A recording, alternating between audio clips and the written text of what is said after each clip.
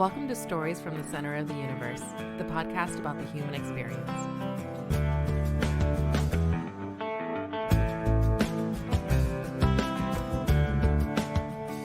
Kevin Flippen, welcome to the Center of the Universe.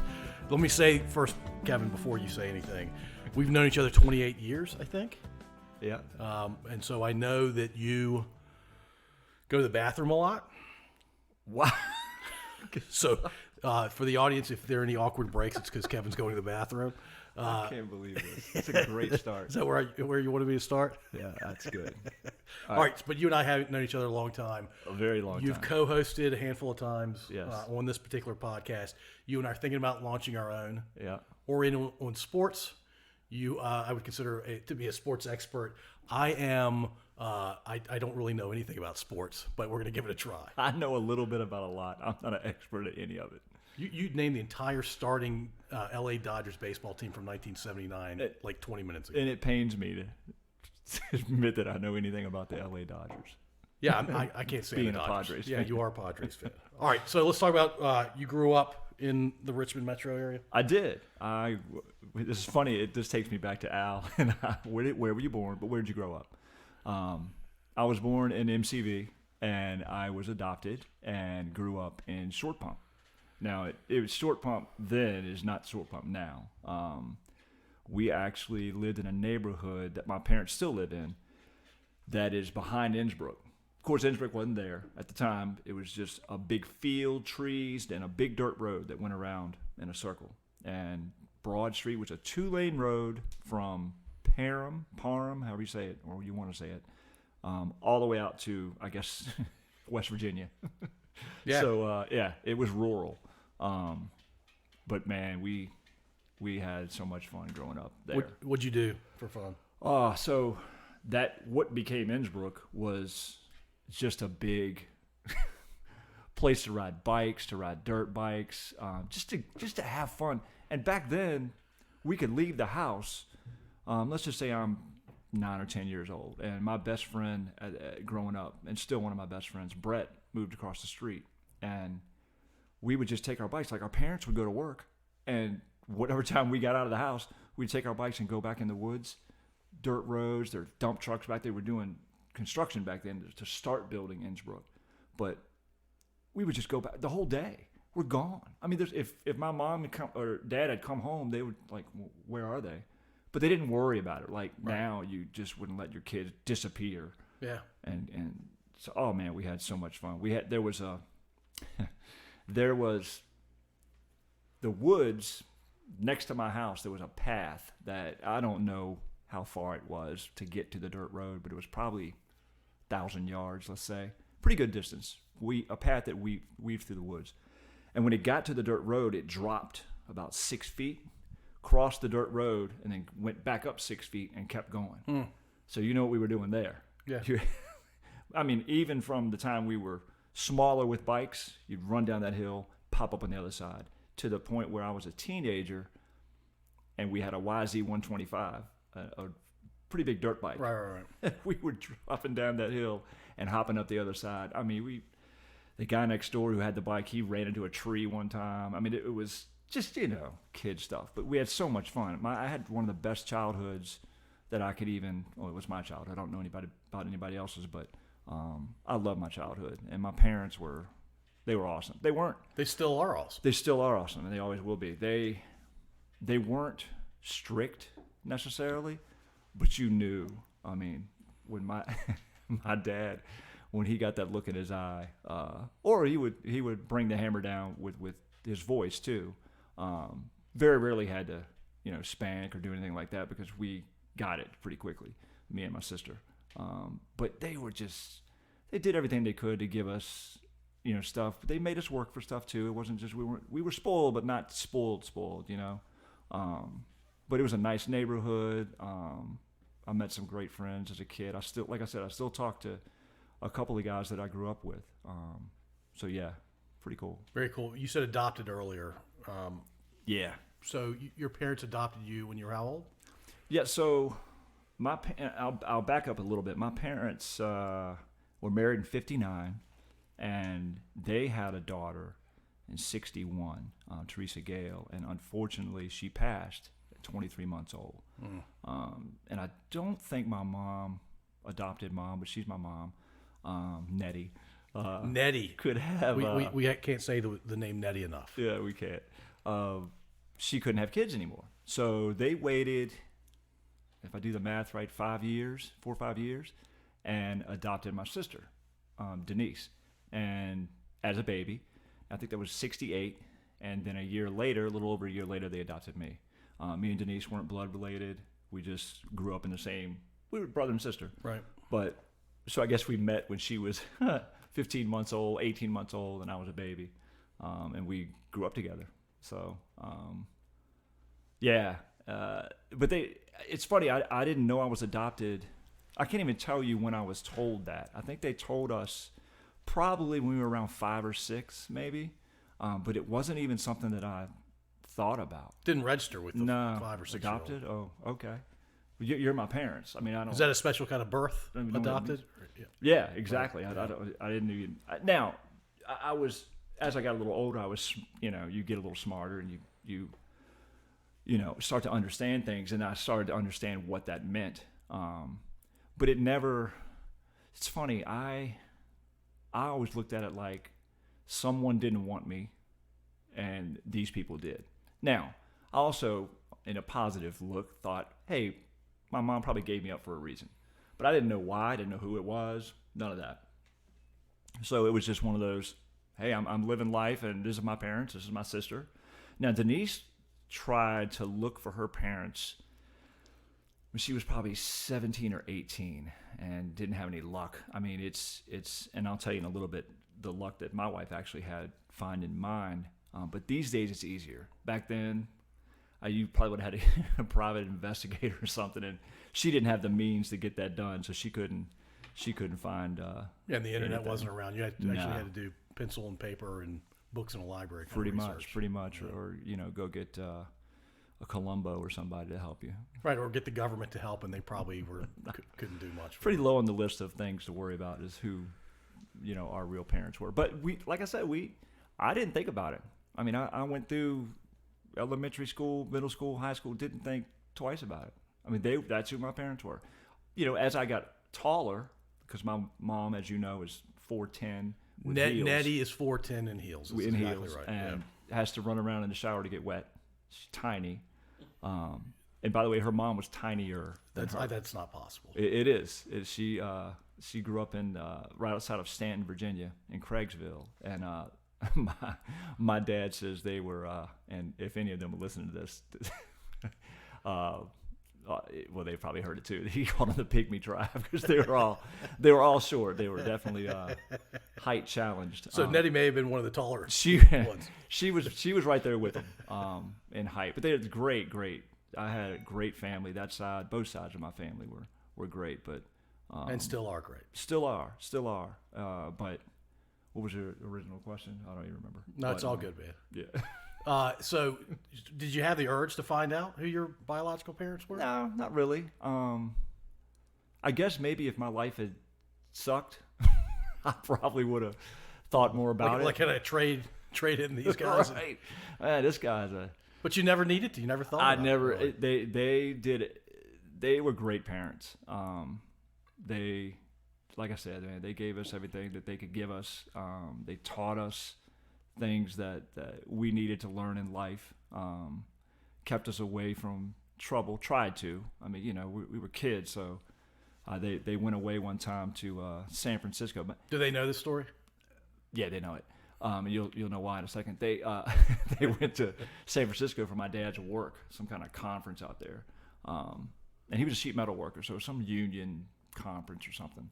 And me and my sister thought it was a bright idea to have a party at the house. How old were y'all? I'm going to say 16 and 17, which, these days, I guess kids are probably doing that now more often than kids back then. But we had a bunch of people over. I mean, when I say a bunch, there were probably 20 people over. And 18 more people than your parents expected. They were asking. Yeah, they told us before, don't have people over. You're like, okay. Here's a funny thing, too. I went to Perham Road Baptist Church at the time. So some of the kids I was hanging out with were with me there, like at the youth group. Well, the youth pastor, smart guy, still keep in touch with him over Facebook now, called me probably around 7 or 7:30 that night. Said, "Hey, I heard you were having some people over. I thought I might drop by, and hang out." The youth pastor? The youth pastor, no, cool guy. Don't get me wrong. All of us loved him, and he loved us. It was his way, I think, of saying, "Don't get out of control." Yeah, don't do anything crazy. And he's not coming by, but he wanted to. Or maybe he was coming by, just didn't make it. So we hid the alcohol in my parents' closet, and forgot that you hid it there. Left the cooler in there. So parents found out when they got home because they went in their closet. Yeah, and there's a cooler with empty cans in it. No, we didn't get all lit up, but we were kids, right? Some beer, some wine coolers. No big deal, but they were not happy. Doing what the average teenager does when their parents go out of town. Yeah, that's the wildest story I could tell. It's not, but maybe for the podcast it is. But we got a little punishment for that. But that's about as wild as we got. I mean, just mentioning the youth group. I mean, some of my best friends were folks in a youth group. The young life stuff that I don't even know they still do that. Going on retreats and hanging out. I mean, we weren't like straight and narrow kids. Like we would go up to we called them the dunk courts up at Short Pump, and we would take some Brass Monkey. And I know everybody thinks that's just a Beastie Boys song, but it's a drink, and you could probably run a car with it. It's horrible, but what's in it? I have no idea. I really don't. I don't even know where we got it because we weren't old enough to get it. But it's not sold in stores. It's sold somewhere. Really? Maybe one of those wine warehouse stores. I don't know. Somebody that I've never had Brass Monkey. Well, somebody that was a little older than us was able to get it, and like I said, I mean, we're up there playing dunk basketball, drinking. I mean, we're not getting in trouble. These are like 7-foot rims or 8-foot rims. 8-foot rims, and we thought we were bad, but it was fun. It's a good time. Brass Monkey. Brass Monkey, yeah. I'm 52 and I'm realizing now that was a drink. I had no idea. Yeah. And for our listening audience, you happen to be wearing a Beastie Boys t-shirt today. Yeah, I wasn't the biggest Beastie Boys fan, but I mean, they were pretty. Yeah, they're pretty good. We saw them in concert one time with Run DMC back when they had just gotten big, and they got big on that License to Ill album. Run DMC headline though, right? Yes. But the Beastie Boys and their listeners that know them way better than I do, but that License to Ill was literally over here for them. Everything else they made was more in their wheelhouse. Right. You know what I mean? I mean, they were actually really talented. It wasn't just about rapping. But their License to Ill songs, we still sang them. Like I could still sing Paul Revere the whole song. So anyway, the Beastie Boys. That was and that's what we were probably pumping in the car on the way to the dunk course. Right. Is the Beastie Boys. Good times though. So for your kids' sake, they should understand that you took a class at J. Sargent Reynolds with me. You remember that class? It wasn't economics, was it? It was close. I don't know what was it. That's how excited you were about taking the class. Well, we passed. We did pass. I think it was Accounting 101. Oh.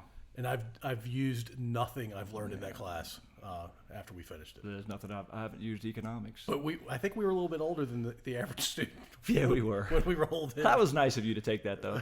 I think you took that with me because I needed to take it. But yeah, school's interesting. I would consider myself to have been a smart kid until, and it's funny, Lionel and I laughed about this on his podcast episode, Lionel Bacon. Once they put, was it Kenny Wingle? One of the two. Once they put the letters into algebra and all that, that's when I lost it. I was like, yeah. I think it was Lionel. Yeah, X's and Y's and Z's. Yeah, once it went away from numbers. Right. But my son is, heck, he was doing the algebra stuff in 4th grade, I think, or 5th grade.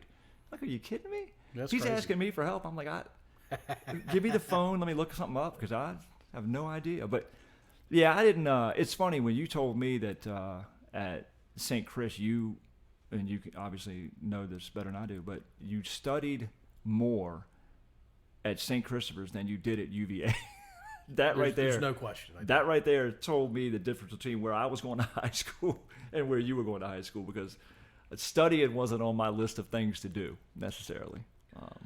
Yeah, like a lot of kids. Yeah, I mean, yeah. No, looking back, I regret some of those decisions not to study harder. But you know, I mean, I don't regret where I am and how life turned out. Now I will, my wife and I make sure, and our kids are young, 4, 8, and 12, but with the 12-year-old, it's, hey, let's take this seriously.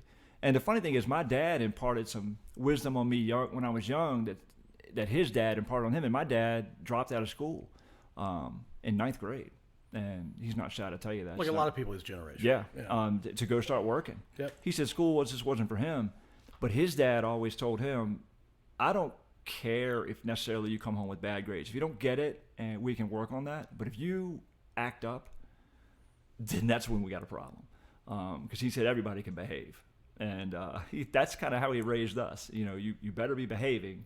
I want you to get good grades, but, every once in a while the mom would threaten me with, you can't play basketball anymore if you get a bad grade, or, just things that moms did. But it wasn't like a driven academic thing, right? Both Denise and I went to college. We got into VCU. She was very artistic. Still art hanging in my parents' house to this day.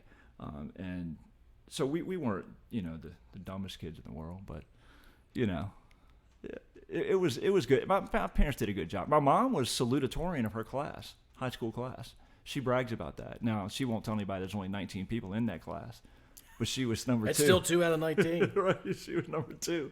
So she was smart. She still is a smart lady and country lady. And we'll talk about wiffle golf too, but we had a wiffle golf, and just you're gonna. I can't jump into that, or should I? Well, you can, but you're just gonna have to explain what it is. Yeah. So one of the highlights of my life, because you've lived an amazing life in wiffle golf, has to be in the top 5. But still, one of the best days every year was wiffle golf, and it started at your house actually on Wilkinson Road. I think we did it twice there. And I actually won one of those. And I got a blue silk jacket. It was everybody signed. Like a baseball jacket. It was from the great. 80s, yeah. But we did it twice, and then we stopped. And I think maybe you got married, or things just, everybody went different. I believe the world was telling me to grow up. Maybe. And I hadn't grown up yet, so. I hadn't either. I think it was Mike and I were probably drinking a beer one night and said, we should do that again. So we started. And you were at the next one. It was at my house at Goochland. Hold on, let's back up. Wiffle golf is you get one club. Yep. It's a plastic. Ball. It's like a wiffle ball, but golf ball size. Yep. And you lay out 18 holes on somebody's property. Right. And it's all kinds of dumb stuff you've never done with a golf club before. Now, I will say it got a little more sophisticated once we got to my parents' house than it was when there was a recliner in your front yard. Somebody thought it would be a good opportunity to leave a used, unwanted recliner in my front yard.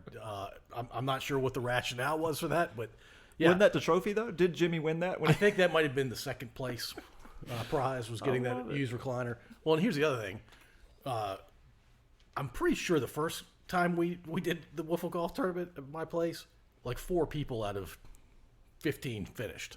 Yeah, because we didn't know what we were doing. Well, that, and we might have been drinking too much. Well, but that continued. So the beauty of wiffle golf, what it turned into was, we ended up doing it at my parents' house, and they still live out in the same house I grew up in. And they love wiffle golf. It's a couple acres big. Yeah. Not huge, but it's got a good yard. It's got a good woods area.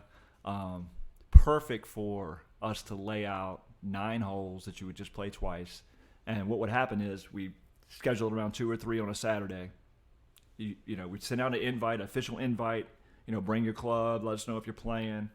My dad would be there parking people, which is hilarious. He parked me a couple times. He was half lit when he was doing it. Mm-hmm. I'm surprised more accidents didn't happen. And then you would start, and literally, I think a couple times my wife would introduce people on the first tee. And I think one time we went around and asked where everybody went to elementary school. Yes. So, Paul Gilmanado, whatever elementary. Henry Clay Elementary School. And then you would tee off. So we play 9 holes. You literally would, and just for anybody who cares, like the first hole, and by the way, if you're thinking about a yard, the driveway, the street, and the sidewalks, all water. So if your ball hit any of that at any time, whether it went over it, skipped over it, didn't matter. Basically anything that was going to mess up your club if you swung on it. Exactly. Yeah. So you have to take your stroke.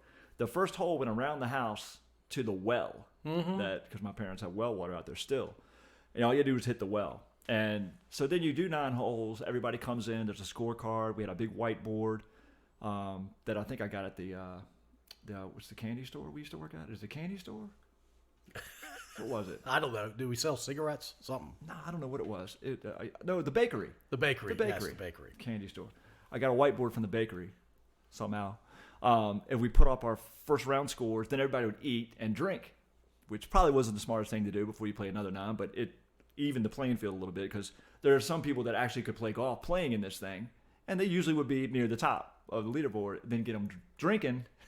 Yeah, the first 9 is in the low 20s. The next 9's in the mid 30s. Right. Yeah. So then you play the second 9, and but you play it just like a real tournament. You send out the people that scored the highest score first, and then the leaders would go out last. Right. So when they were coming in, usually it's that last 2 groups. You'd have everybody watching, and it was all tense. We'd give out a red jacket, and we have a little trophy that's got every winner's name on it. Good times, man. I wish we were still doing it, but I think my parents got to the point where, they're both 84 now, and it was just too much. But, they put a lot into that. When it came to the catering piece, my dad got a porta-john every year. It was a nice one, too. Yeah. With carpet in it. And the beer was overflowing. There's still cases of beer in that shed out there that was for the last wiffle golf tournament. Oh, wow. Dad, you could probably throw that away. But anyway. How long ago was the last one? 3 years, maybe 4. I think Beau had just been born, so maybe 4 years ago. Yeah. So wiffle golf uninterrupted, starting at my place and ending at your place, went almost 20 years. Not quite. Yeah, 20 years. I would say. I think I take that back. I think there's 15 people on that cup. Last time I looked, so. I'm pretty sure I'm not on that cup, and I probably should have been at least once. You probably won one of the first 2, but you probably said since you're hosting that.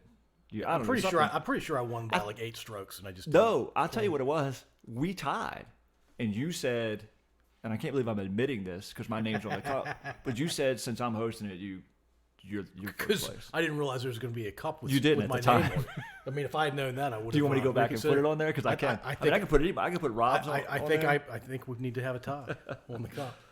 And Rob Dole, did you ever come to wiffle golf? I did. Because you're a good golfer, right? So I'm surprised your name's not on there. It's not on there, is it? And by the way, Kevin is talking to Rob Dole, who is the official note taker of the podcast, who is not mic'd up directly right now. So it's all good. He's a good golfer, too. He's a very good golfer. Played in college, in fact, and has taught me a couple things that I understood what he was telling me. I just couldn't apply it to my actual swing. That's me as a golfer, for sure. Do you like wiffle golf more than regular golf? So, no. Wiffle golf's fun. Don't get me wrong, but to me the most fun of the wiffle golf was the people that were there and just having friends over. We were there into the night, man. There were times we were playing flip cup in the backyard after everybody had left. There's 10 people that are still there, and that's before we all had kids. Right. So people didn't care, right? And no, real golf. I discovered real golf probably when I was 18 or 19. I didn't play growing up. My dad didn't. My dad wasn't athletic and wasn't really into sports. I shouldn't say he wasn't athletic. He never showed off any athletic ability to me. He said he was a pretty good athlete when he was younger, but he was more into the ladies than playing sports, which I believe. But I will tell you this: whenever he'd come home from work, he would come out there and throw the football with me. He'd come out and do stuff with me, even though I know he was tired. At the time, I didn't really know it because I just thought, "Oh, my dad's home." But he would. And I try to follow that example. Now I've got 3 boys, and it's a little harder to follow that example, but I do the best I can when they ask, hey, can we go do this? Can we go do that? And because there's times, it's like, I can't do it. But golf, so 18 or 19, I started playing. We go to Massanutten every summer for a week. My dad and mom bought a timeshare there in 79 when I was 10. And we still have it. And they bought an extra week, so now when we go in July, me and my family are in the original one condo, and they are up the hill about a half a mile in one of their own. So we still spend a week, up there every year. But that's where I discovered golf. it's such a hard game, and I'm so bad at it. I mean, there were times when I got better at it, because when you're young, when we first met, actually, I was probably playing the next when we first met, and probably through the next 4 or 5 years, I was probably playing twice a week. It might be a little aggressive, but once a week, 4 times a month at least. Yeah. And low 80s. I broke 80 a couple times, but I felt like I knew what I was doing. I didn't. But we were having fun, but I wasn't looking at it as having fun. I was looking at it as a challenge back then. What's your score? If you shoot a bad score, I'm mad, and I never was a club thrower, but as I got older, it's become more of a relaxing, go out, smoke a cigar, obviously don't inhale it, have a drink. I don't drink on the golf course because it's hard enough game, when I can see one ball. The guys that we play with that drink and play, I don't know how they do it. But it's 5 hours now of just getting away from the world, and I love it. I do it once a week now if I could. And the cool thing is my older 2 boys love playing with me now, so it's not hard to, hey, Angel's my wife, we're going to run out and play at the Hollows, 18 holes, and they let the kids play for free there, so shout out to the Hollows. Yeah, why not? They just paid us $1 for saying their name. Yeah. But Briggs, actually, Brody played in a tournament when he was 6, and he liked it, but it wasn't his thing. Briggs played in probably 6 tournaments last summer, and of course I'm their caddy, and it is so much fun. I mean, it's watching him. He's just a natural swinger of anything. He's a lefty, so watching him swing a golf club, watching him swing a baseball bat, it's fun to go out and watch. But there was this one kid, Paul, and they were 7 years old, that already looked like a pro. I mean, this kid was chipping in from off the green, his swing, and you could tell that he wasn't cocky about it. He just knew how to do it, and it just I made sure to write his name down. I was like, I'm going to see this kid's name in 15 years on the pro tour. I mean, maybe not, but amazing. But we had it. It's if anybody out there wants to do something fun with their kids, and they don't think about golf, because you don't think about kids on a golf course, right? But it's 4 hours you get to spend with them. And you don't have to, you're not out there talking about golf the whole time. We're talking about everything. Yeah. Right? And, my kids are good with, sometimes they'll take advice. Hey, man, just keep your head down. Little things you tell people. Right. Well, here's why you did that. Oh, okay, whatever, Dad. I'm fine. Just leave me alone. Yeah, you got to say it in a way where they don't listen to you. But, yeah, golf has been expensive sport, too. Gosh. Probably played more if it didn't cost it daggone much, but it is a very expensive sport. It's very expensive, but I've got some great stories about golf that one day, if Al and I, get off our butt and do a podcast, we can tell. But we've played through hurricanes. Well, you told the one story on y'all's episode. Yeah, how me and Al met, but me, Al, and Rob Owens. So I go on a trip with those guys. Rob Owens mainly, another one of my best friends that up in Philly. He lives in Philly, but we go up to Penn National every September, and there literally was it wasn't a hurricane up there. I think it might have been a tornado watch. It was horrible. We were out there playing in it. It's just you weren't smart enough to leave. No, we weren't. Well, no, I think we were smart enough to leave. We just didn't want to. But it is what it is. So your desire to play golf was stronger than your brain telling you should probably get out. Right, and plus we paid money to come up there and play, so why not play? That's fair. By the way, I'm not ignoring you right now. I'm looking up the episode number for you and Al. Might take me a second. All right, favorite sport right now, is it golf? To play, yes. Favorite sport of all time is probably basketball. And why is basketball your favorite sport of all time? I just love it. This wasn't meant to be a hard-hitting question. No. But I was thinking about it. What it's probably the sport I was the best at. It is the sport that I was best at. So now was I? Someone asked me the other day, "Are you any good?" And I was like, "Well, that's kind of a relative question, right? I mean, if I'm playing against my sons, yeah, I'm awesome. I'm drop step, I'm crossing them up." Well, so what year was it in high school that you went out for the basketball team? 9th grade, and didn't make it? So I'll tell that story real quick too. So 8th grade, I went to Brooklyn, and the athletes not New York, Brooklyn Middle School, here. Yeah. The athletes Rayford Giles was on that team, who went on to play at UMass. The kids that were on that team, I was surprised. I would have been shocked if I would have made it past the first cut. I mean, they were that good, and I didn't. And so I wasn't really upset about that. I'm like, yeah, it makes sense. I would have cut me too. So then I go to Tucker. All of my friends from Brooklyn went to either Hermitage mostly or Henrico, and I went to Tucker. So I thought, hey, yeah, I probably got a chance to make this team. And, to this day, my mind has changed over the years. At first I was mad because I got cut, and the coach wasn't really a basketball guy. He was more of a soccer coach or a cross-country coach. He was coaching some ninth graders. Yeah. Ninth grade basketball. And so, I blamed a lot of things for me not making it. But let's be honest, I probably just wasn't good enough. I was smaller. I could handle the ball really well, but it is what it is. And I went on to play church basketball. Had a great time doing that. Met a lot of cool people doing that. Probably should have tried out again, but I was probably a little bitter. As a teenager, I was like, forget that. I ain't doing that again. Who knows? It probably would cut me again anyway. But L.A. and I'm not gonna bring L.A. up, but both he and I had long after high school careers of playing basketball together. Yeah. But neither one of us played. I think L.A. might have played 10th grade. I don't remember, but playing in leagues all over the city, the county, played against so many people that were so much better than me.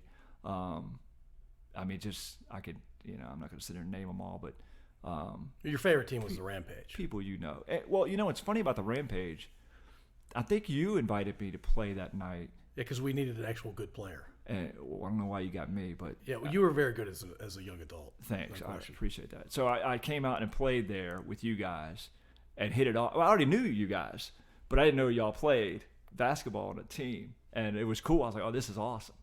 And the cool thing about that league is there were, and there still are, I believe. I don't think they're playing now because of the pandemic, but 4 seasons. Like you could play all year round. Yeah. Whereas before, any Henrico league, it was a summer league and a winter league. I remember, heck, I was playing in 4 leagues at one time when I was probably 27, 28. I mean, that's a lot. And, I wasn't dating anyone, wasn't married. So it was like Sunday night ball, Monday night ball, Wednesday night ball. But yeah, playing on the Rampage was a lot of fun. A lot of good memories. A lot of good, the two of you just sitting here. A lot of fun playing basketball against a lot of cool people too. I still see Andre Buckner. I see him all the time. Great guy. But some of the characters from that league, you and I still talk about. It's a good basketball. To me, is a great sport because it doesn't see color. It doesn't see. I've played in all white leagues, not by choice. It wasn't like everybody's like, oh, only white guys can play in this league. It just happened to be that way. Yeah. I was the only white guy in an all black league. But there was never a thought of, just playing basketball. Here comes this white dude. Yeah, it's just basketball. Playing basketball. Yeah. And I've gravitated towards people that play basketball probably my whole life just because we think alike. And it's a really fun sport. It's a great sport. It's a great team sport. It's a great sport to watch. I know people have their favorites when it comes to, I hate the NBA or this. I watch it all of it. All right, let's get this out of the way pretty quickly. Your favorite college basketball team? Well, you'll like this. When I first started watching it, Mark Ivoroni and Wally. Back in the mid-'70s. Wally Walker. Yeah, back in the mid-'70s. Were on the UVA team. Yeah, and that's probably my first favorite team. Yeah, they won the ACC tournament in '76. And then I saw the Tar Heels, and Brett moved across the street. He's from North Carolina. You said Brett's name twice. You want to share his last name? Brett McPhee. Probably still to this day one of the best all-around athletes I've known. You didn't know Brett back then. Brett could play tennis really well.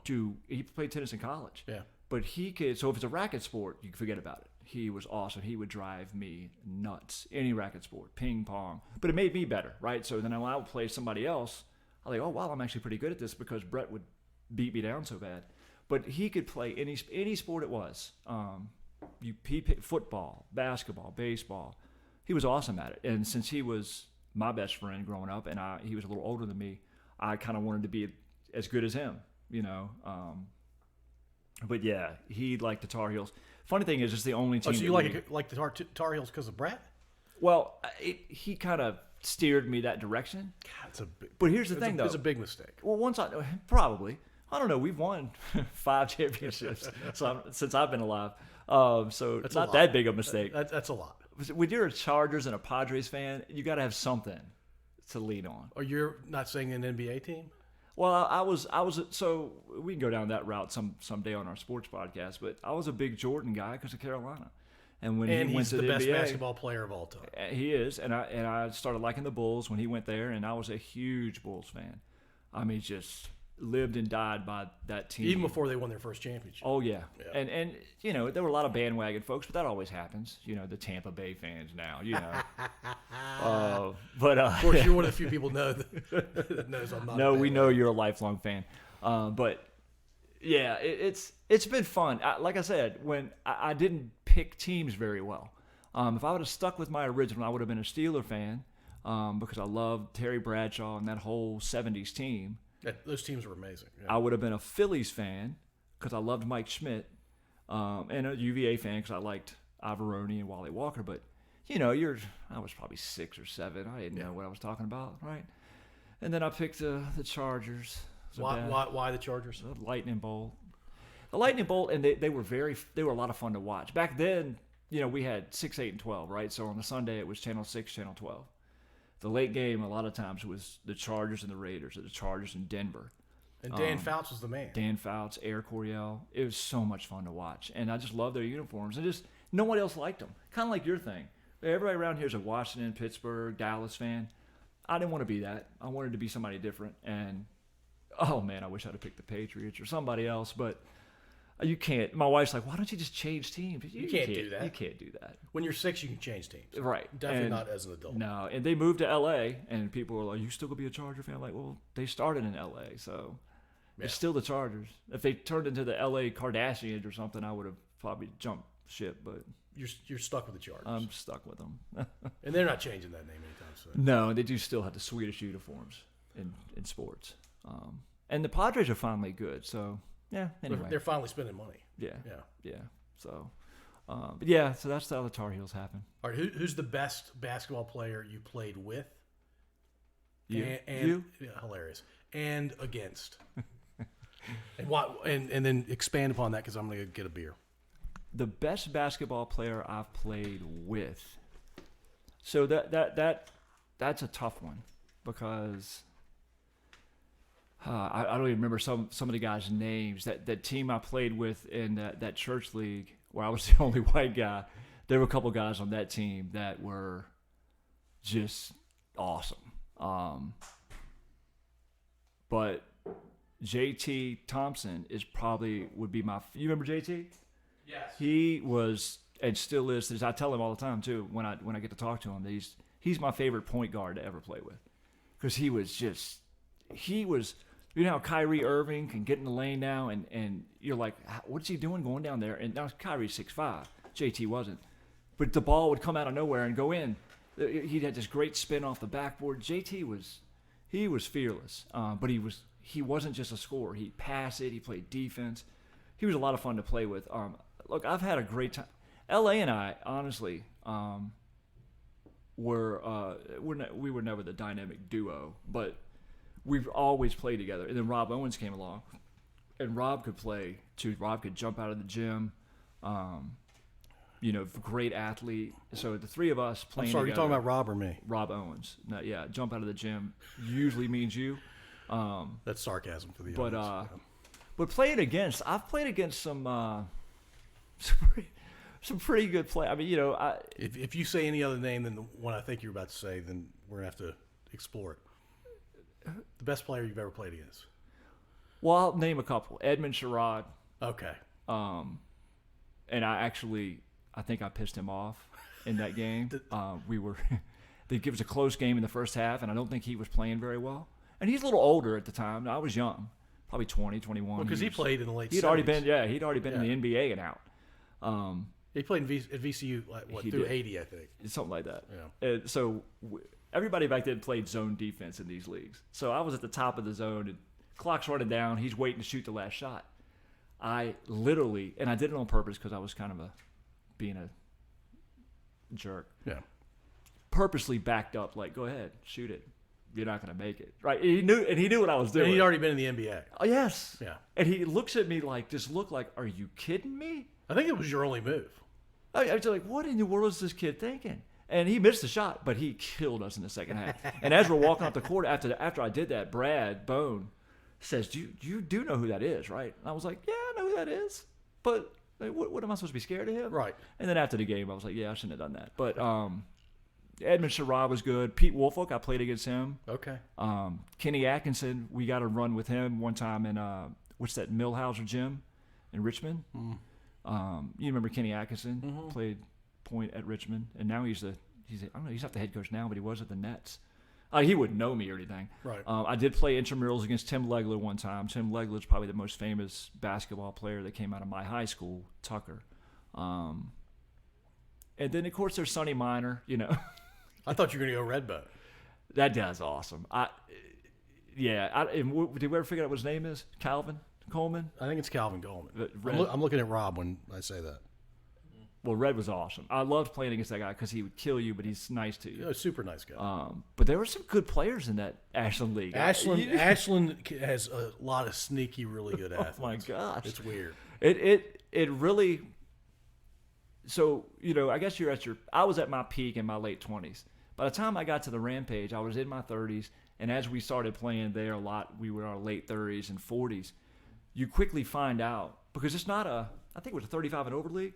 But some of those guys were still just as quick at 35 as they were when they were 20. Yeah. And in fact, we found out pretty quickly that our knees and our ankles weren't made for that anymore. My age, that's the last time I played in a league was at Ashland. And I miss it. I still miss it. I see guys all the time. I saw a guy at the restaurant the other day that I used to play with, Big Jim, big tall guy. When he walked in, I was like, I know that guy. Very nice guy. And I said, you still playing? He's like, no. I said, yeah, me either. But I miss it. What did your license plate say when you were in your 20s? So I was a big Jordan fan. So I bought I wasn't always great at picking cars very well. I would usually overshoot my budget, but I bought a Stealth, a green Stealth, pretty sweet car. And I put Air Jordan on the license plate. It was AR. Yeah, I was gonna say, are you sure it's Air? You thought it was Arnold. I thought it was some dude named Arnold Jordan that nobody really knew anything about. JORDN. Now, the cool thing about that is when LA would ride in the passenger seat with his bald head, I've had several people zoom up next to us and look at the car and then thinking it might be. That's hilarious. And LA just kind of waves. Well, since you mentioned LA a couple times, LA Green. LA Green. For the listening audience. LA and I played in that 3-on-3 tournament. Yes. What was the name of the tournament? Hoop It Up, Hoop It Up, and it was at the Coliseum. Yep. And what division were we in? I I don't know. I think it was the second highest division, maybe. Maybe. I don't think it was the highest. Oh, it division. definitely won the highest. Because there were some amazing players in those tournaments too. But we held our own. We made it to the finals. Yeah. Okay. We made it to the finals. And then got smoked in the finals. Yeah. I don't know how we got there, but we were pretty good. I mean, we were scrappy. We could shoot. We were scrappy. We knew basketball, so we knew what to do. I mean, we all knew our limitations, right? So, we weren't trying to do things that we knew we couldn't do. So yeah, that's fair. I think it's a fair way to say it. But yeah, LA. I met LA in 9th grade. At Tucker, he came bopping into the gym class, and I knew just looking at it, I was like, I'm gonna like this guy. And we weren't best friends in high school. We were friends. But after high school, we ended up working at the same place, the Foreign Mission Board, one of my favorite jobs ever. And he was working in the mail room, and I was in the warehouse with the purchasing people. So I would go run around town picking stuff up. But we moved in together as roommates, and all through our 20s we were inseparable, just hanging out. And what did LA's license plate say when he was in his 20s? It's LA, and I don't think LA was it IT''S? No, it was ITZ, if I remember correctly. Space LA. Okay. Now if LA listened to this, he could correct that, but I'm pretty sure that's what it was. And you seem to be doubting that people are going to listen to this. Before we started recording, you're like, I don't know if my parents are going to listen to this. Yeah, well, you can do something about that. Thousands of people will listen to this probably, but at least tens. L.A. didn't even turn the car on to go downtown. He just turned the stereo on. Because we didn't even talk on the way down. Is that why you don't hear well? And if you ever want to get into that, that's why I have hearing aids now. I blame L.A. Yeah. It's L.A. It's L.A. Yeah. Nah, I don't blame L.A. But I'm sure it didn't help. I'm surprised he doesn't have hearing aids. Maybe he needs them and he hadn't gotten them yet. But man, the music in that thing was thumping. But we would go downtown Thursday, Friday, Saturday night, just hanging out and having a good time. Loud music. People. Oh, it was so much fun. But L.A. and Rob Owens. Rob moved. We played against Rob, and then found out. We saw him at Capital One day at Westmoreland. We're like, wait a minute, we know you. And it's just like that. We became the Three Musketeers. So, and we're still tight. In fact, Rob's coming into town Friday to play. We're going to play golf. Me, L.A. and nice. Rob. And Al, who you met earlier. So. By the way, since you brought up Al again, Al and you were episode 32. 32? Yeah. It was called 44 holes or something like that? Exactly what it was called. Yeah. Even though I don't think it was only 43 holes, but I think we rounded. I think you added one. Y'all started the 44th. You know what? You're right. Yeah. I was You're listening. right. You're right. We did start. That's what I do on this podcast. I listen to people. You listen well. I try to. But yeah, that's good stuff. All right, nice. So let's go back to your adoption. All right. You didn't have a ton of interest growing up, even into your early adulthood, and then one day you came home fairly recently. And what did your wife hand you? So, and we can talk, about my wife. I guess maybe near the end. We should, absolutely, because she's awesome, and she's curious. She always was, ever since she found out, after we had started dating and ended up getting engaged, getting married, and all that, about. I mean, I guess anybody would be curious. Why haven't you tried to find your real parents? And I always looked at it like, and I think I told you before, I wasn't really interested. They didn't want me. Why would I care? Also, I didn't want to offend my parents, right? In some way, it's a weird thing. Like, you're not good enough. I got to go find these guys. But I told her, I said, if you have any interest in it, go find them, and I'd love to meet my mom. That'd be awesome, or my birth mom, I should say. So she, not unbeknownst to me, because we were doing the Ancestry.com stuff. I think that's a racket because I'm getting your fourth cousin. All right, look, Ancestry.com is not a sponsor of this podcast. No. Let me just explain. My daughter got tested. She was very happy to be 24% Sicilian Italian. Okay, that part. Okay. And well, that's spot on. Mm-hmm. And then they give you this revised thing trying to hook you back into spending more money. And all of a sudden, my daughter's not Italian anymore. Oh. Well, here's a little thing. I know my mother-in-law really well. She's 100% Sicilian. So it doesn't have to be 25%, but it has to be above 0. Yeah. Yeah. And I do get here's what you are. That's great. But they still to this day send me, well, you might have a seventh cousin that's, right. Whatever. I know you send want us more money. We'll give you their name. Right. But anyway, so she found something ironically on Facebook that led her to social services, and I didn't know she was, she wouldn't keep me updated. She comes in the house one night with a letter, and hey, and she didn't open it. She said, here, got this, and I guess she knew it was something to do with it. So I sit down and I open the letter and I read it, and it said, Do you have it with you now? Yeah, I think I'll. Yeah, I think it's worth reading. Yeah, hold on. Yeah, I'm going to talk to myself. No, Rob's hooking him up.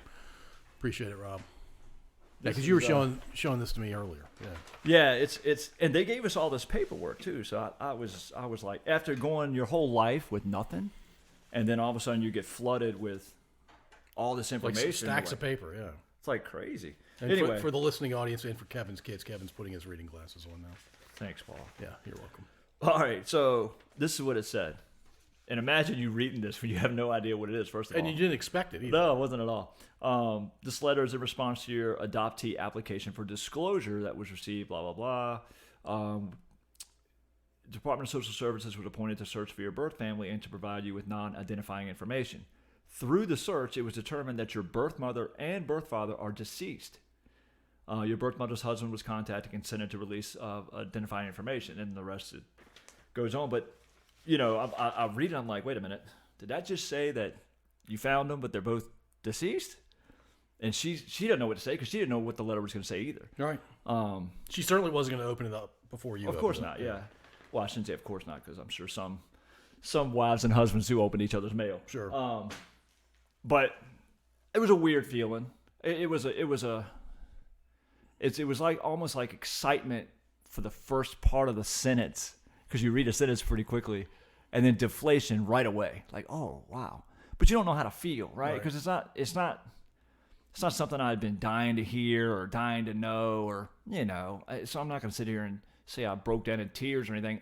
It was emotional because it was like, oh wow, so I guess I'm never gonna meet them because they're deceased. But cool thing is, the man who was married to my mom when she passed is the guy who said, hey, I'll meet him and talk to him. So we reached out to him. His name is Tom.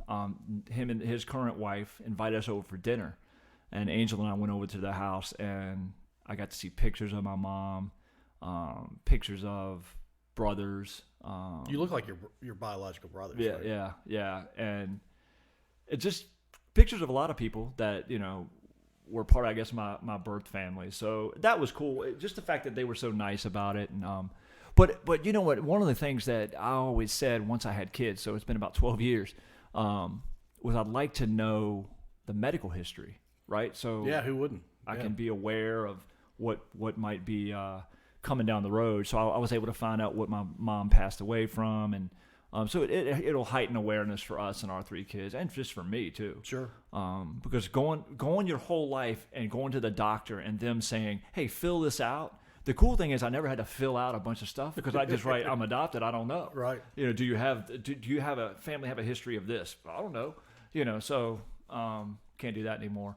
But it was interesting. Now, the funny thing is, the guy who was married to my mom said, hey, her best friend, and maybe her cousin, I can't remember if it's both or if it's just her best friend who lives in Florida, I told her about you, and she said, please call her because she wants to talk to you. So here's the funny story. The night that my birth mom, went into labor, she was with her, this lady I'm talking to from Florida. She said that they jumped in the car and took off to try to get, and they were way out. I don't even know where they were. Amelia, maybe. Somewhere with it. But back then, in 1969, I mean, it wasn't like you could jump on a cell phone or anything. She jumped in a car, they start going, her water breaks, they pull into a funeral home. The funeral home says, hey, jump in the back of the hearse, we'll get you to the hospital. So I rode in a hearse the night I was born. Wow. July 4th, 1969. But just to hear that was like, wow. And then my adopted mother ended up working at a funeral home for 25 years. And my first job was at a funeral home. Oh, wow. So maybe maybe I should have been a funeral director. I don't know. But yeah, that was crazy. And so then you also, when you're adopted, you wonder, did they really want me? So the cool thing about social services is they dug up all the paperwork. And it's funny because it's typewritered on there. It's something our kids would never even know what that is. But they put notes. They put all kinds of stuff like I believe my mom and dad, like he had moved away when she first got pregnant, and she was expecting him to come back to Richmond. And I say moved away, it wasn't that far, but back then, 30 miles was moving away. According to the notes, it says he came back in June. I was born in July. Came back in June, and after talking to his friends, this is what the notes say. So who knows who typed this up? Decided that he wasn't ready to get married and thinks that she should give me up for adoption. And she, of course, was distraught about that. There was a 90-day, I can't remember what they call it, period, though, where after the baby's born, in this case, you can still change your mind. And she elected to have that. She said, please let me have that 90 days, because she was hopeful that my dad would come around and say, okay, yeah, or maybe come see me and go, oh, yeah, I do want to have be in his life or whatever. But the notes say that they reached out to her probably a month after I was born, quite a few times trying to get in touch with her, and she never responded. Were you the oldest biological kid for her? No. So she had another one. So she kept her oldest. She kept the oldest. Gave you up for adoption. And then had another chew with another husband, maybe her first husband, really. Yeah. A little bit later, and then I think he passed. I'm not sure. I shouldn't put that out there like that, but I didn't say his name, so I think he passed. And then she married the guy that I've met. Didn't have kids with him, but he knows her whole history, and he was willing to reach out. And talk. He was willing to talk to me. Still is. We still talk. His wife still reaches out. She thought she saw us up at Mechanicsville Little League, and texted me, say, was that you guys? And hey, we'll have to get together and have dinner again sometime. Very nice people. Nice people are awesome. Yes, they are. So, reading all of that it made me feel like, okay, my mom did want me. It just was probably better off that she didn't keep me. And my parents really wanted me. The notes in there talk about how they adopted Denise the year and 3 months before. And actually, I was born in July. They got me in November. So it was like I was 4 months old. And the notes say that Denise was jealous when they first brought me home. Like when they brought me to, I don't know how they do it, but somehow this person who was typing this up or whoever was telling them they're observing for the first there. Yeah, hour or so probably. They were observing me with my new family. And they said Denise was jealous. But my dad handled it well. He picked her up in one arm and me in the other, and she immediately quieted down. And then the second visit, they have notes about, me loving to play with my dad because he would, just stuff that made you go, okay, everything turned out the way it should. Not that I questioned that ever, but it's cool to have kind of that to see. Go ahead. Yeah, go ahead. What are you going to say? Talk about your relationship with Denise. Yeah, that's what I was actually going to go. She was awesome. She was a rebel from the day the funny thing about her and I, we used to get in fights like any brother and sister, but we never hit each other above the shoulders. How weird is that? Like we never swung at each other's face. We never hit each other with anything, but we would hit each other right in the arm or try to hit each other just because you're brother or sister. You get mad at each other, but she was like I said earlier, man. I hate people say like I said, so I apologize. As I said earlier, she's very artistic.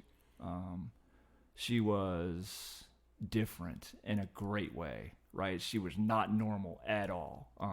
Did she know she wasn't normal? Yes, and she loved it. She celebrated it. She loved it. Yeah. She once she was old enough, she started getting some tattoos. In fact, I've got one because of her. But and I'll tell you about that in a little bit. But she was just cool, man. She would. I had a motorcycle when I was in my early 20s. She would always want to ride it by herself. She'd crash into the bushes and just be laughing.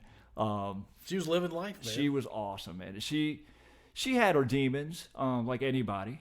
But I think one of the worst things that Denise, she didn't pick her men very well. I guess that's the nicest way to say that. And I think she had this outcast feeling herself, so she picked outcast. Like I want to be with somebody who needs somebody, but not generally accepted by right, society. Right. And most of the guys she hung out with, I was cool with. I didn't have a problem. But then she met this dude, the last boyfriend she had, and honestly, he was almost like a stoner. Just always just slow and he was a nice guy. It seemed like, never saw anything crazy about him. I know she drove him nuts, or no, take that back. He drove her nuts because I think the way he was, and she's a little high strung. She was always wanting to do something. But her life ended unfortunately at his hands, and it's a crazy story because she was 34. She lived in a house up in Rockville, little white house, like right near where the Rockville Little League is. Mm-hmm. And she always had dogs up there, snakes. She had animals from, python. I think she had a python one time. Like we were like, what? What's wrong with you? But she never wanted kids, so it's like nothing. The python was going to kill anything except maybe the dog. But she always had exotic animals. She was just exotic herself. Very pretty. She had brown eyes, brown hair, olive skin. You could tell. Here's the funny thing. You could tell that neither one of us were our birth or my adopted parents' kids, because I'm 6'2", my mom's 4'10", my dad's 5'5", 5'6". Denise was as tall as he was and had more of a darker complexion. It was just funny. My dad always said the mailman was 6'8". That's why but he always loves telling. My dad's one of the funniest people I know. But I'm a big fan of your parents. Yeah, so. they're something else. I got very lucky, but and they were tight with Denise. I mean, and once again, Denise was a rebel. So some of the decisions she made, just like anybody, my parents weren't the happiest with. But I think her and my mom had come to a real good point in their relationship where they were talking like almost every day. And my dad, of course, that's his little girl, right? So, and though in the fact that they had lost their little girl in '61 makes this even more tragic. But so one weekend, her and the dude. Yeah, we're not saying his name. No, it's not worth saying his name. But the dude, we're supposed to go up Northern Virginia for a concert, and it was a Saturday, it was right near Christmas, and stuff that they did all the time. Denise would always do stuff like that. Well, Sunday evening, they hadn't come back yet, and I think my parents thought they were supposed to be back because they had the dogs at the house, so they're not going to leave them for very long. I think maybe my parents fed the dogs that Sunday morning or something. Well, my dad calls me and says, they're not home yet. Do you think there's anything to worry about? I'm like, no, it's Denise. So he said, all right, well, maybe tomorrow we'll see. I said, all right, that's cool. So the next day, still no word. And back then, I think we had cell phones. It's 2001. But they weren't prevalent. But yeah, it wasn't something that, I said, well, let me call up to Arlington or wherever the heck they were and see if there's been any accidents, call hospital, whatever. So I did that, nothing. And now they're starting to get worried. I mean, when you're a parent, and you felt this, both of you have, when your kid's in trouble, and luckily I haven't felt it too much yet. There's something inside you that, it's almost like when your kid's crying, that's your kid. They knew something was wrong. And the next morning, it was probably 6 a.m. That Monday morning, they went up there. I think their main intention was to go feed the dogs, to make sure. They went to Rockville. They went up to her house. Yeah. And when they pulled up, and they had a old custom van. That's what they had driven up to Arlington. It was in the driveway. So their first thought was, oh, they're home. Thank goodness. But when my dad got out the car, he noticed the van was running. And he went around to look, and the dude sitting he's passed out in the driver's seat. And so my dad's, banging, wait, what are you doing? And I don't know if this is verbatim or not, but I think his words were pretty much, Denise is in the house and she's dead. And now I try to put myself in my parents' shoes. I don't want to, because I hope this never happens to me. But it's dark too, right? So this is wintertime. Then it's early in the morning. It's dark. They went in the house and she's dead in the kitchen and pretty much almost tripped over. I mean, I can't even imagine what the feeling was. But they called the cops. They called the police, and the police show up, immediately take him into custody. And he, I don't know, it's statute of limitations if this is even something I should say, but he admitted it in the police car, the whole thing. Told exactly what happened. I think later on his defense tried to say, whatever they tried to say, because, they're going to try to get him off the best they can. But, I mean, the dude pretty much admitted it. And probably the worst phone call I got in my life was my mom calling me. And I didn't know. She just pretty much said, Denise, it's Denise, she's dead. And I'm like, what? What are you talking about? And she's like, we're at the house, she's dead. And I said, I'm coming up there. She goes, no, don't come up there. I guess maybe she figured I was going to come up there and join in the grief right there, or want to do something to somebody. I don't know. But turns out the story gets a little weirder too, because so we have a funeral, we do all that stuff, and I wanted to get I got a tattoo back when I was 25 in Vegas, a flip on which I think people think says Eric. Well, that's what I say it says. Yeah. Yeah. but it's on my calf, right? So I've got a tattoo, but I really wasn't looking to get another one. But she loved them, and I thought, you know what, I'm going to go get something to kind of remember her by. So I called my buddy Chris Rutherford, who has a few tattoos, and he knows some guys. So we went to a tattoo shop, and I can't remember what his name was that owned the shop, but we go into the shop, and I start looking around at, different designs to see if I can find something. And he goes and starts talking to the guy because he knows him. And I can't find anything. I'm like, I don't want anything in here. I got to figure out what it is for my own self, and maybe I'll bring it back and let him draw a picture of it, whatever. So we leave, and we get in the truck. Rutherford says he's sorry. And I'm like, what are you sorry for? He said, you didn't hear what we were talking about? I was like, no, I didn't hear it, but now you got to tell me. You can't do that. He said, yeah, I was talking to the guy, and the guy literally said, because this is like 3 months after it happened, the guy literally said, did you hear about the murder that happened Christmas Eve? I guess what everybody thought it happened on Christmas Eve. And Chris is like, kind of looking over, see if I could hear. He's like, yeah, that's, his sister. And he's like, oh, God, are you serious? He's like, yeah. He goes, well, that dude was referred to me, and it was in my shop fixing the railing or something in his tattoo shop that morning. He said, and then I don't know what he did from here to there, but that night is when he went home and apparently all coked up. They got in a fight. It was Saturday night when they were supposed to be at the concert. They got in a fight, and that's when it happened.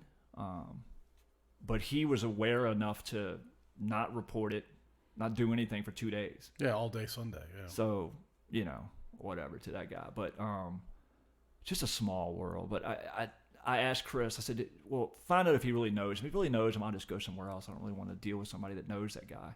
He said, no, he doesn't know him. So I came up with a design and went in there, and he did it for me. And it's still to this day, it means a lot. I put her initials in the middle of it. She used to love Rush, the group Rush. Mm-hmm. She loved old school Metallica, but once they became more commercial, she was like, yeah, the speed metal Metallica. Yeah. She was every board it. Back when they didn't care. Yeah, it was something else to listen to. But Rush was her thing, and she loved Rush. And I looked for a album cover that I could do. But if you look at Rush's album covers, there's none that, unless you want to put something on your back. Right. There's a lot going on. I think the Hold Your Fire album is just red, and it's got like couple little circles in it. So I put the red circle in the middle of the tattoo, and I put her initials in the middle of that, but very faintly, so only I know they're in there. Right. And it's just it's a reminder. It sucks because the cool thing about Denise is, as much as she didn't want children, I think she would have been like incredible as an aunt. Like, I think my kids would have loved her because she was just, like I said, she was like a rebel. She didn't think like regular people. Does that make sense? I mean, and I don't mean that in a bad way. She just didn't think like me, for sure. And I'm not calling myself regular by any stretch, but her thought process was different, and I think it would have been very beneficial for them to see, to be around somebody who wasn't just thinking like everybody else. Yeah. Yeah. But anyway, it's a sad story. I think my parents. I tell you this, I don't.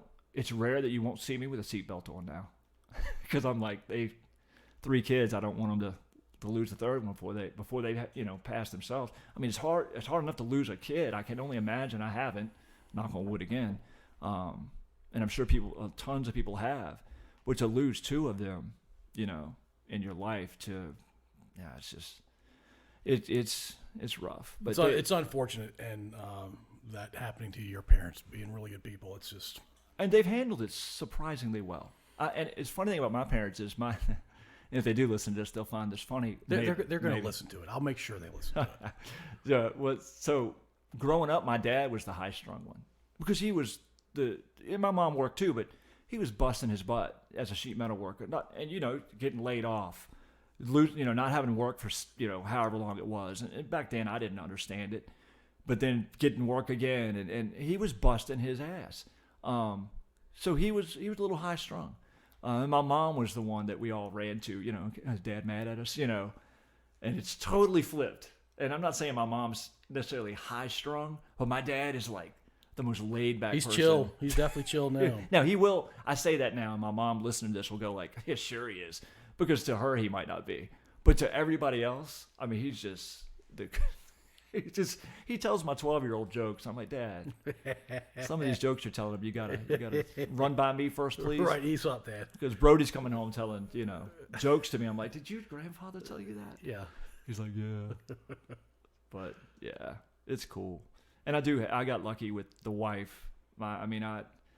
We all go through, relationships in life, and I got cheated on early on. I would never mention anybody's name because the person, we were young, and I don't blame her at all. And we're still actually in contact.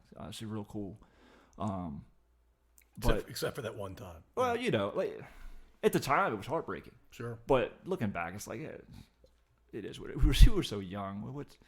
That's what young people do, I guess. But I shouldn't say that. Not everybody does that. But it was rough. But it made me learn a lot quickly about relationships and how to trust or try to trust people.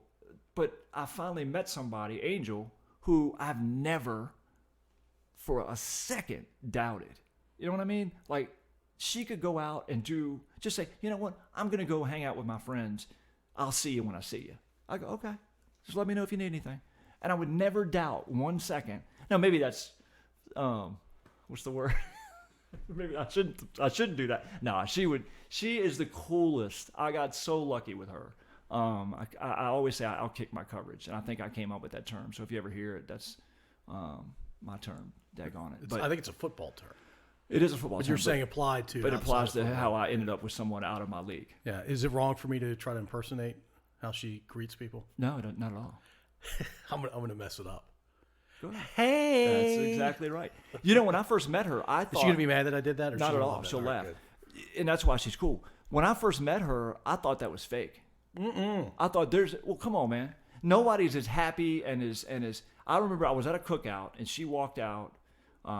She had a jean dress on, like one of those sundresses, little blonde hair, a little petite thing. I was like, who is that? And I remember somebody said a girl named Angel had played softball with them or whatever. And this was mostly people that I played softball with. I was like, oh, that must be that girl they're talking about, Angel. And sure as heck it was. And I was dating somebody at the time, but I probably flirted with her more than I should have at that party. But we ended up hanging out, and it's probably a boring story to most people, but we ended up together, and it was all meant to be. It was. Yeah. But you know what though? Like I was gonna say, she was so agreeable at first that I thought, there's no way that somebody's like this. This has got to be fake. I wasn't calling her fake, but the hey and the where do you want to go to dinner? Wherever you want to go. I mean, she was so agreeable that I was like, something's wrong here. And I told LA, we were going to a party. We'd probably been dating for a month. And we were going to a party, and I met LA. She was going to meet us there. We're going to go together. And I told LA, and he goes, well, how's it going? And I said, dude, if she don't start talking, this ain't going to work. Because I'm in my early 30s now, and I'm like, there's no way I'm wasting any time on anybody. And I don't want her to waste time either. Ironically, literally a month later, we go on vacation to Massanutten, and she goes with me. And she ain't shut up since. Why wasn't she talking the first couple of months? I don't know. You'd have to ask her. She denies it. She said, I wasn't like that. And I was like, and maybe it's just, being around somebody for the first few weeks. She was checking you out. Few months. And she was probably, playing it safe. Figuring it out. Because I'm not so sure she had great relationships, So she was probably like, let's see if this dude's for real. And if he is, he'll get me out of this shell. If he's not, he won't. Right. So, but it worked out great, and we've got 3 cool kids. All right, hold on. I'm gonna do a break in the action. It's an awkward transition after you just talked about your wife, and you want to talk about your 3 boys. How you met me? No. I want to have a quick conversation about bumper night. Well, first, before you do that, you want to end on bumper night? No.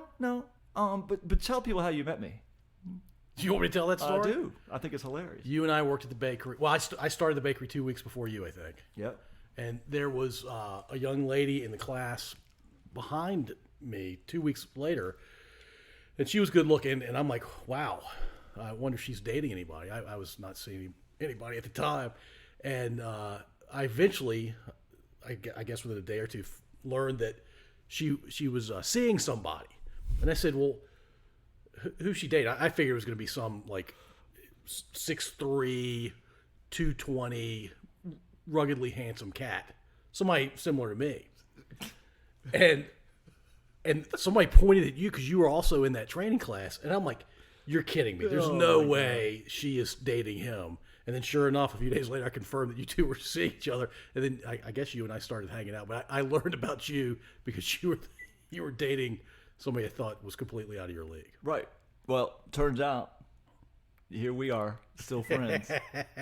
You see how that turned out. Yeah, it's all good. Yeah, and I ended up with somebody much better. Yes, I agree. Once again, no names need to be... Emphatically agree with you, yes. Oh, gosh, yes. Yes. My life has been a lot better. So bumper night, that's a great thing to talk about. I think it is. We're thinking about naming the podcast Bumper Night. Yeah. Which, Bumper Night. Wow. Do you want me to... It's your baby. No, we can both talk about it. You explain it because... And then I'll just throw some... I don't remember how it started. I'm sure Mike Lewis was involved. He was. It was... Duke. And who was living at the house at the time? I'm pretty sure it was Lee, Duke, me, and maybe Pee Wee. But maybe Pee Wee had left, and it was Billy. Billy, yeah. Yeah, it was probably Billy. And so somebody got the idea. It was probably my dumb ass to get 40-ounce malt liquors, and Duke and I had no problems drinking 40s. Billy had joined us from time to time. I'm not sure Lee did. But anyway, we started doing it, and I started talking smack about how we were drinking 40-ounce malt liquor at 307. And then I think I invited a couple of people to come over, and then we had the idea, like, let's put them in paper bags and mix them up, and you got to pick your number. And whatever you got, that's what you got. And you better finish it because it's bumper night. Oh. And if we initiated you that night, it was your first time drinking a 40, we would celebrate it with a diploma. You had graduated bumper night. My soon-to-be wife, girlfriend at the time, now wife, would print out, because this is back in 1990. 4 or 5, whatever. Yeah. She would print out this certificate, 8.5 by 11. You've graduated bumper night, and then it was signed by Duke as the president of bumper night, and I also signed it as the enforcer. And my role as the enforcer was simply to make sure that if you showed up to drink a bumper, you finished your bumper.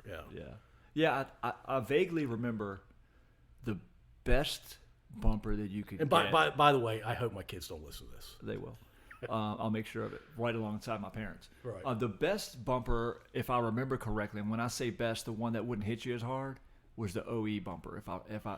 It didn't hit you that hard, but it was not the best tasting. Not the best tasting, but it didn't hit you that hard, right? So when we ended up at Denny's at 1 in the morning, because we always ended up at Denny's. Yeah, you were a little more aware of what you were going to buy to eat, and it probably didn't kill you as much on Friday, right? Because by the way, bumper night was Thursday night. Whose idea that was? That was my idea. That was my idea. Right, we all worked Fridays.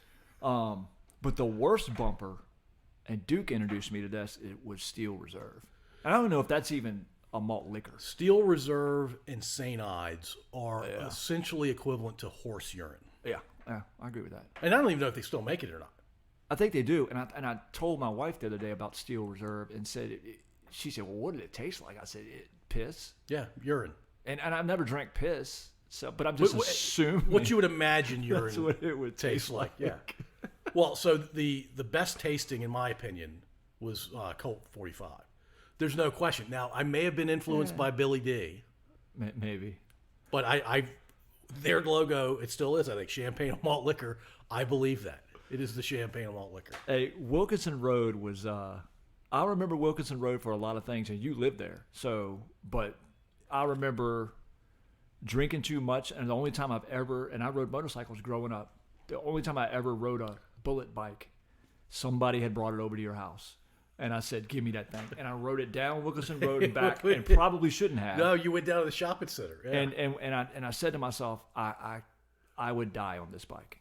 Yeah. It's just too, and then another thing that happened there, we were at, I think, the second wiffle golf tournament. Well, by the way, before you keep going, I have to tell the listener that there were no women invited. Now, my girlfriend at the time was around a lot, but for bumper night. Yeah, but women were not invited to. No. But the cool thing about your basement is there was a what do we call the second The sofa? mezzanine. The mezzanine. Yeah. So me and LA actually would try to get up there as much as possible. Bleacher seating. Yeah. Bleacher seating, a sofa on top of a sofa, and then I think you had a bunk bed kind of situation there. Yeah, I wasn't messing around in that. Oh, it was nuts. Yeah. We were in that room when Tyson bit Holyfield's ear. I mean, there's a lot of cool that stuff. TV was crap too. It was a little crappy TV. We didn't care, man.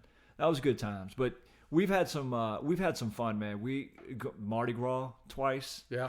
And it's another thing about that I've been lucky enough, whether it was work related or just because I love traveling. I've probably been to, I think I counted one time, 38 states, which I'm sure there's people that have done all 50, but several countries. I mean, just so much fun. I got to go to Costa Rica for Capital One. Is that your favorite country outside of the U.S.? Costa Rica? Mm-hmm.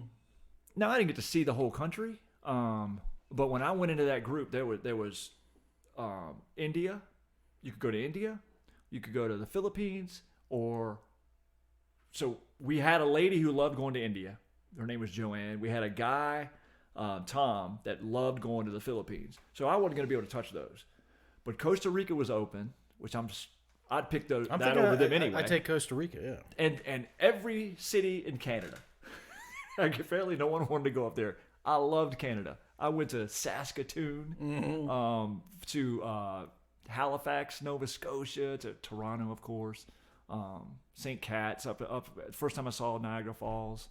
Ah, man, it's the bakery was it was good for that. The bakery was good for a lot of things. It was good for a lot of things, but just I love traveling. I mean, I went to Vegas probably you were there several of those years, but every year for probably 10 years.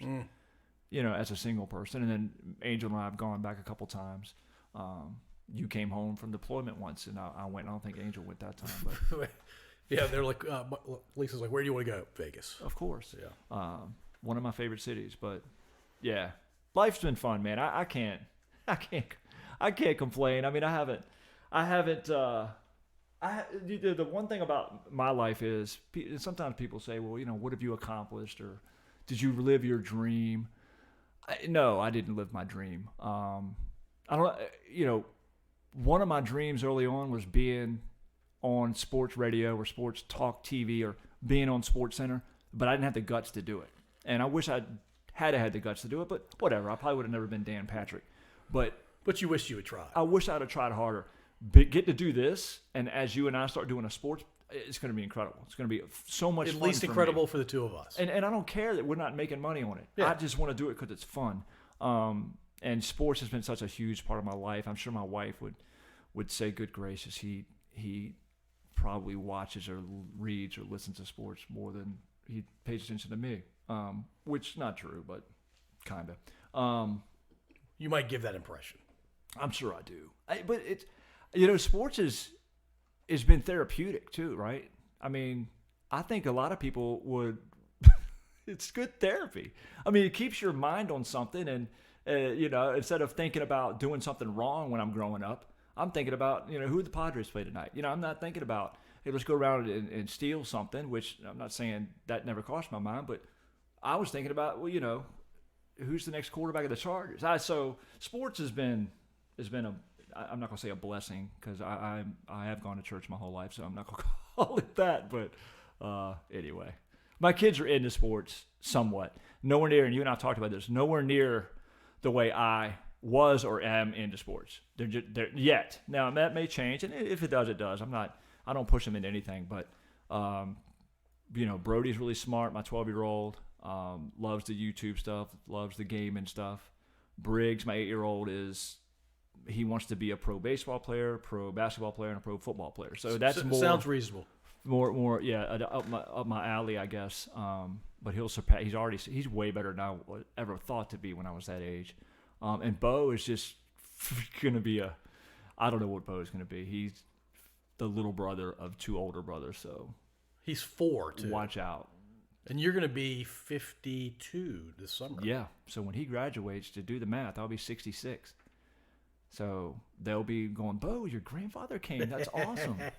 And I'll be, no, that's Dad. But they keep you, like I still try to get on the elliptical a couple times a week because I know if I just sit back and don't do nothing, I'm going to end up injuring myself. Yeah. Trying to keep up with them. So, and that's going to happen. 50's the new 40, I like to say, but sure, we'll go with that. I fell down. You'll get a kick out of this. I was getting ready to throw a football. It takes me 8 seconds to fall down, by the way. Well, let me tell you. I told Al the other day, I was like, I'm losing control of my body. As I guess, because, you used to think you're coordinated. If you trip and fall, or you can catch yourself, or maybe I used to think, because some people try to put, oh, you can't push me over. I'm uber coordinated, whatever, which is bullshit. But I went to throw a pass to Briggs yesterday and stepped off of the curb, and it's not even a real curb. It's the curb that your grass goes down into the street. Yeah. Twisted my ankle and fell back just fell back. That's how I caught myself on my elbows. My back still hurts. My ankle's hurting. But just the feeling of falling and having no control over it. I was like, oh my God, is this what it feels like? Is this how it's pretty bad? Be? I jumped off of a 2.5 foot ledge on the sand just this past weekend, and I wondered if I was going to break both my legs. God. I fortunately did not. I nailed the landing, but it was like I probably should never do this ever again. Yeah, but hey, you know what, man? It's been a great life. So I'm not. Yeah, and you're still young. I mean, yeah, okay. 52 is the new whatever you said. Yeah, okay. Yeah, whatever you say. Good time. All right, let's end this with talking about your bride. Oh, you want me to talk more about Angel? Why wouldn't you? She would love that. No, she wouldn't love that. She doesn't like to be in the spotlight. But you would love that. Of course. Gosh, I it's funny. How can I put this? Because they say that opposites attract, right? And we are kind of opposite. Her likes and my likes aren't necessarily the same. We do have a lot of similar likes, but and our kids are obviously number one. I mean, we hardly ever argue, which is a good thing, right? When we do argue, we'll blow it out, right? And then the next day we're cool and it keeps them moving. I think it's both of our personalities. We're pretty laid back. But the kids is what we revolve around now. But we still try to find time for each other. But I couldn't have. Somebody the other day, Brett McPhee, said, "Man, I love your wife." I was like, "What do you mean you love my wife?" He said, "No, she's good for you." And I went, "Oh, I agree. I agree with that." And that's coming from somebody who obviously knows me very well. So I it's a great thing. I really did get lucky. She's got a great family, a fun family, and they talk about how people don't get along with their mother-in-laws. My mother-in-law's awesome. Jerry, she's awesome. She saved my kid's life one time. We were at Nag's Head, and Briggs was probably 1.5, 2, and she was sitting out by the pool, and we were inside, and he had somehow gotten out there without his swimmy on, or whatever you put on a kid, and I happened to look up right as he tripped into the pool, and it was probably 6 feet, and she yelled, "Kevin!" And she reached and grabbed him, and of course back then I was a little more spry. I was able to get out there and snatch him up with her, but if she hadn't been there, yeah. She's awesome. She's awesome. That's not why she's awesome. That's just another reason she's awesome. The great thing about her is she could come to my house every day of the week and I wouldn't care because she's great. But she's wary of that. She's like, I don't want to be in the way. I don't want to. Like, you're not in the way, man. Come on over. And I guess that's a good thing, right? Because there are a lot of people who don't get along with their in-laws. But yeah, she's awesome. Her dad's great. Dad is one of the most talented people that I know when it comes to, he does construction. He can rebuild anything. He can build a house. It's bare hands. But outside of that, he's just a great guy. Like, he accepted being in the family very quickly. I did ask him for her hand in marriage. So did he say yes right away? I don't know if it was right away, but yeah, he said yes. So that was cool. He and I have always gotten along, and she's got 5 brothers and sisters. Wait, maybe it's 6. No, 5. There's 6 of them, so she's got 5. And they all start with an A. The letter A. So there's Adam's her brother, and that's Jerry's son as well. And then Craig, her dad, got remarried, had 4 others, Austin, Allie. This is not in order, so I think it's Allie, Austin, Alec, and Amelia. And all of them are great. We have a good time. We hang out, holidays. It's a good time. And now we've named our kids with B's. I don't know where I don't think it was intentional either. Now, maybe it was. Well, it became intentional at some point, right? Well, yeah, no, but I think just the whole. You're saying A to B. You're saying it was those are A's. Now we're going to do B's. I think we just like the name Brody, and then it went from there. Yeah.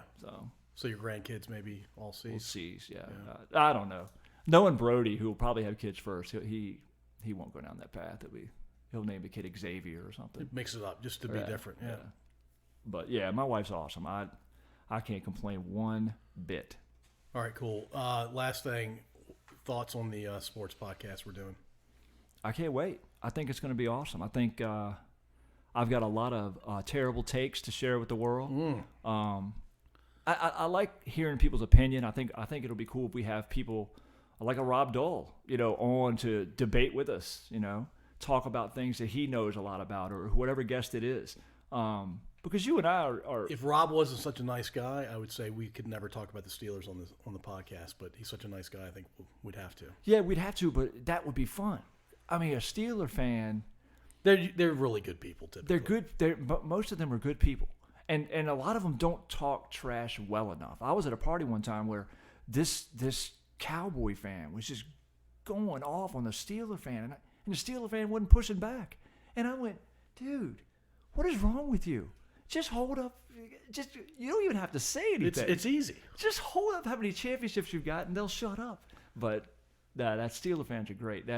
What a great organization that is. And it was cool to talk to Chase a couple of weeks ago, whose podcast is coming out when? Monday or maybe no, he's 2 Mondays from now. Yep. That was pretty cool. Although I think he quit by now, hadn't he? I guess this week was his last week. Yeah. Yeah.